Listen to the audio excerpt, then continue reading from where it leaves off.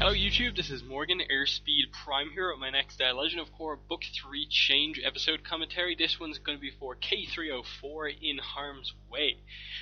So yeah, as usual, to sync up your copy of the episode with this commentary track, all you need to do is basically have your episode ready to begin with the opening the kind of opening credits for the show. So obviously the opening shot of the credits is Avatar Kyoshi on screen, so have that ready to start with the whole Earth, Fire, Water bit, and yeah, I'm going to stop speaking now in a moment, and then when I start speaking again after that pause, hit play because I'll be starting my commentary track and you'll be synced up. So I'm going to stop speaking now, hit play when I come back.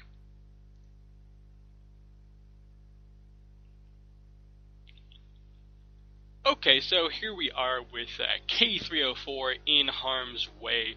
Basically, part 2 to episode 3. So it's an interesting dynamic here that book 3 kind of opens up with these kind of pseudo two-parters. This one especially feels like the Lake Laogai to episode 3, the Earth Queen's City of Walls and Secrets from Avatar: The Last Airbender book 2, and yeah, it's a really nice little art to have at the start of the book. It ends up, not really kind of leading to much. It ends up being basically this is Team Avatar experiencing the Earth Queen's kind of tyrannical rule. That look at all this bad stuff she's doing. She's proving Zahir and the Red Lotus right, and these episodes show that even though you haven't yet got that's what the Red Lotus are actually against just yet. But still, really kind of a cool thing. And then the side plot of this episode is obviously this big fight as Tonraq, Zuko, Eska, and Desna wait for the rest of the Red Lotus to come and take her. Really cool fight scene to have in this episode, and definitely it's one you almost forget that actually happens in this episode because it is the side plot. But really cool fight sequence here. Zuko unfortunately doesn't get to do much in fight scenes in Korra, but it's just cool that he is involved in this pretty big fight, even though he's not very effective. But still, really cool machine there, right there, the kind of snowmobile truck thing. And yeah, it's just really cool seeing Tonraq, Eska, Desna in action against some really powerful benders. Here, obviously now an airbender.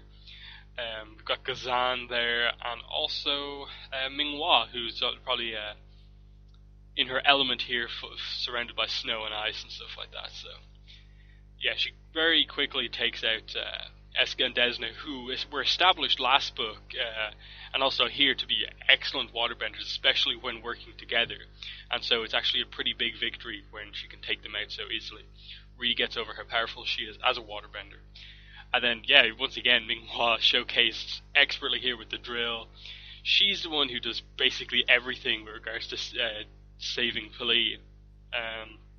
And yeah, very cool moment here, just using ice to break the door. And yeah, there's a kind of setup here of just like this weird relationship between Minghua and Pali, that they have like a little bit of a rivalry. But because only Zahir of the Red Lotus really gets any sort of development, it's kind of hard to really see what the relationship actually is here. There's, Pali's obviously thankful that Minghua saved her, but there's a little bit of a kind of like almost jealousy, kind of like. But yeah, it's just one of the things that this book is a little bit lacking in. These characters have amazing powers, like you're going to see here. Pali, first, the only time during her whole appearance in the show that she actually uses full-on normal firebending, and then she uses her combustion bending, and it's awesome. And her powers are really cool, as are Minghua's. But I just don't know who the two of them are as characters. They take out Zuko's Dragon Druk there, who's still alive though. And then, yeah, Zuko loses to Ghazan in this fight. He doesn't get much of a go in this fight. And, yeah, Tonraq's the last one kind of still up, but he's kind of taken out by the blast there. So, see our really powerful benders just taken out. The Red Lotus is fully back together. And, yeah, there we go. Zahir and Pali are in a relationship, so that's interesting. A little bit of humor is just there. It's just like, really right now, but Now, there's only a few little moments of characters with the rest of the Red Lotus, and it's really disappointing just because they're interesting in terms of their powers. I just don't know who they are. And then we cut back to Mako, Bolin, and their family. And obviously their family are organising money and stuff like that to get them back to the upper ring of the city so they can get to see Team Avatar again.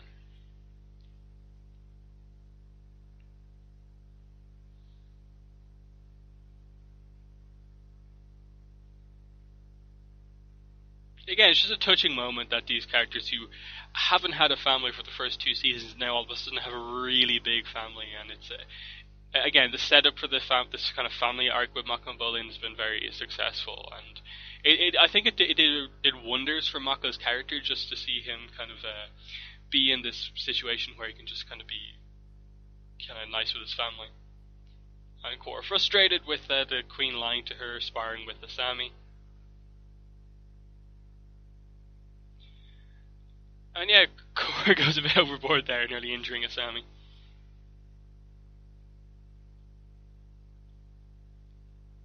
And here's Pabu! I know, okay, here's a big reunion moment. And yeah, classic Bolin, just trying to explain everything in just a few seconds, but not really knowing what's the most important thing. And Mako's just like, yeah, this is what's happening. We need to deal with this.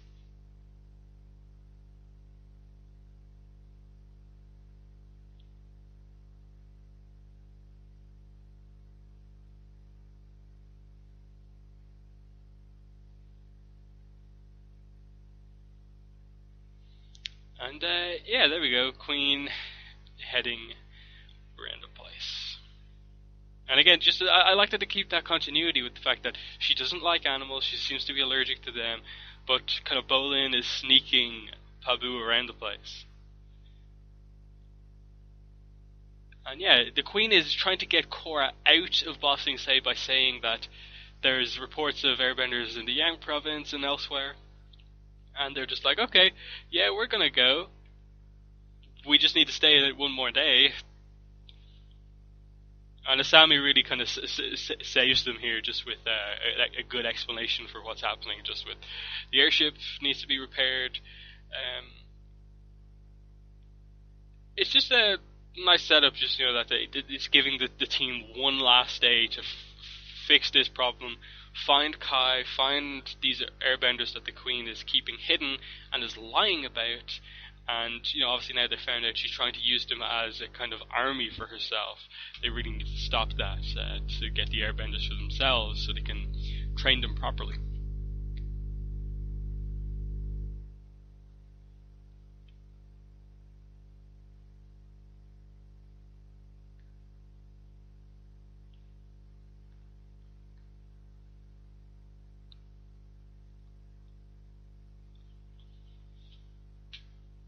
Yeah, we see Tenzin's reaction to this. Obviously, he's very annoyed about this, being an airbender. Now having new airbenders, he's really annoyed that there's the Queen's taking them away. And Boomy makes the obvious point. And Jinora showing her priorities there. It's all about Kai, which is just a nice moment for the relationship.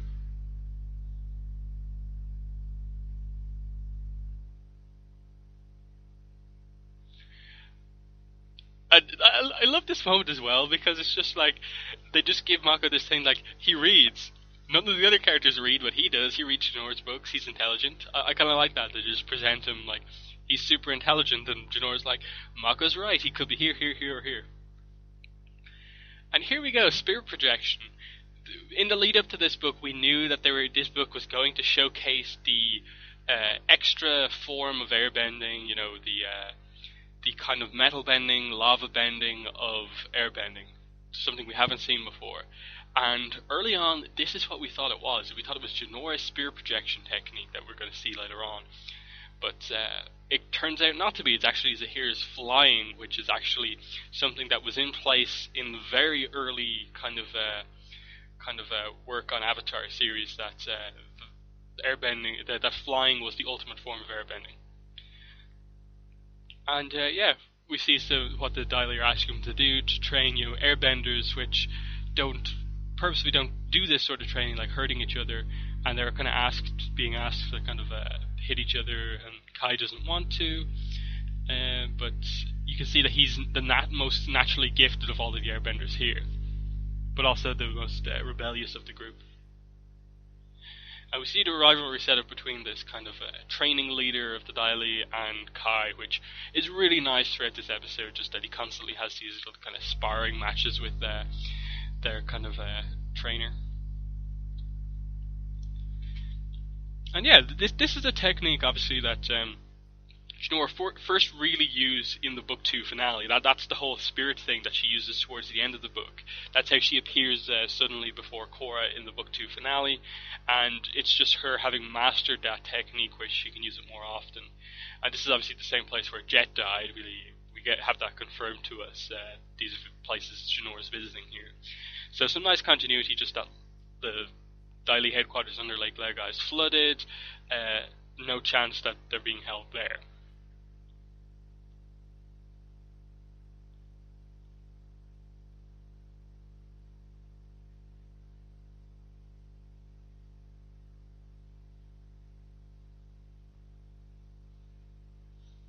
I love all these references to that Jinora makes to all the places, the crazy places in Ba Sing Se. Places we've all heard about before, seen before at certain times, which is interesting. And here's the reference that her technique is very linked to how Jinora found her in the book 2 finale.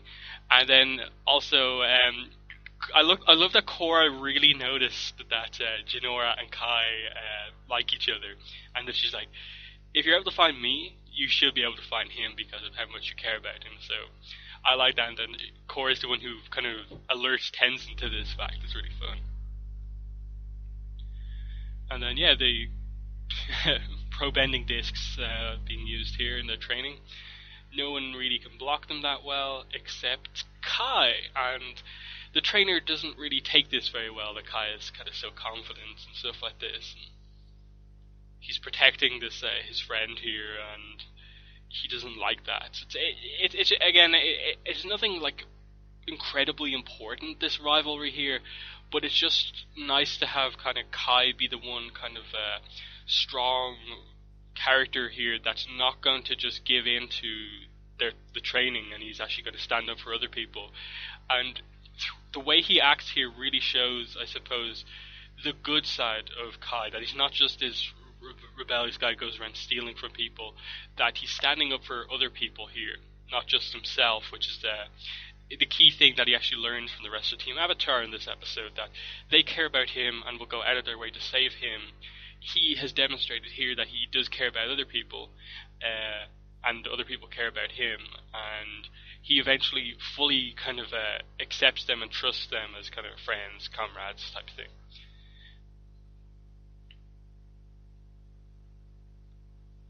And I love this little moment. It's just this relationship is so well set up across the whole season, and just alerting Kai to the fact that they're going to save him.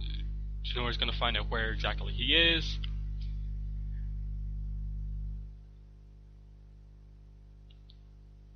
The blush once again, which is always fun to see.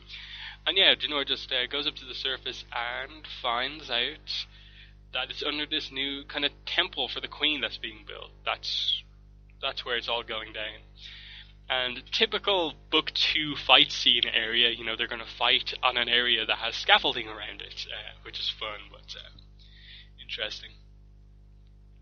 I just like that Bumi's here as well, doing the whole... he's a former member of the United Forces. He has all these crazy things he's done in the past, apparently.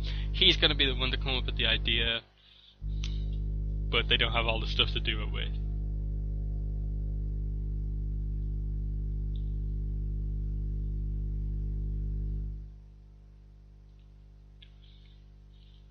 And this time, who's at the door?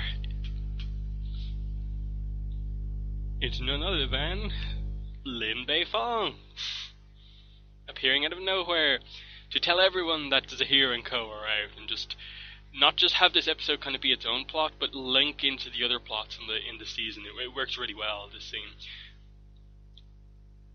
because this reveals so much about Korra's past to her.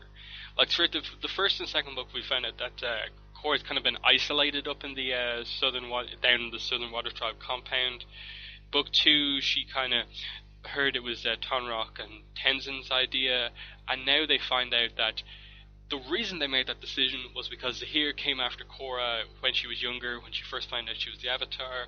He was defended by, the likes of Sokka and Tenzin and co, and she has her full reason for that. I still completely understand why she is so annoyed about hearing about this before, and it shows her maturity that she's not annoyed about the fact that they've kept another thing from her, but it's still really well done.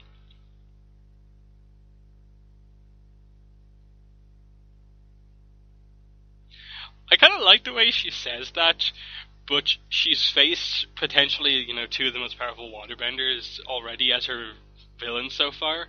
Like, Amon with his psychic bloodbending has that special technique that you could say some of the other benders on the Red Lotus have.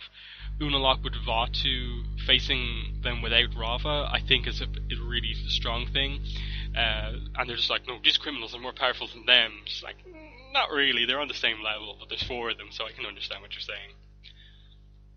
But yeah, I like how they're utilizing Jinora in these plans here.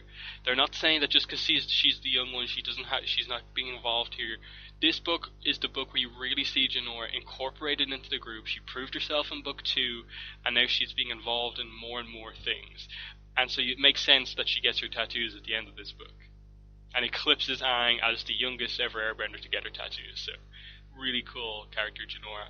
I just wish she kind of made the transition in book 4 to being a main character, but she arguably peaked in book 2 and 3 and didn't really have as much to do in book 4.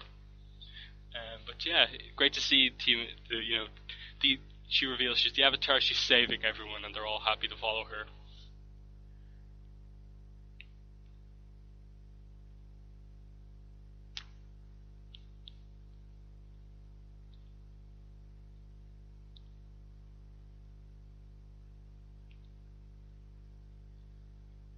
There's a really kind of tense scene, the other recruits are like, we need to find Kai, he stood up for us, he's kind of our leader, we have to get him, and they say, we're on it. And yeah, it's just a really cool plan coming towards the end of this episode as the action comes into play. Will the Earth Queen find out what's happening? How will she react? And so on. It's just all coming together towards the end. It works well.